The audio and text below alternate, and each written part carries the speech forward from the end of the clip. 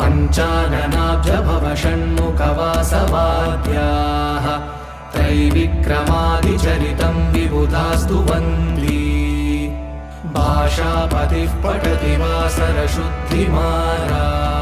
शेषाद्रिशेखर विभो तव सुप्रभातम्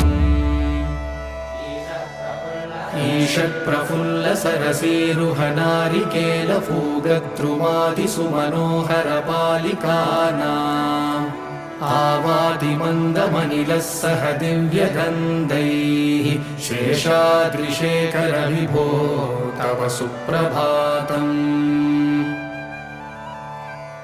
उन्मील्यनेत्रयुगमुत्तमपञ्जरस्ताः पात्रावशिष्टकदलीफलपायसानि भुक्त्वा सलीलमतकेलिसुखाः पठन्ति।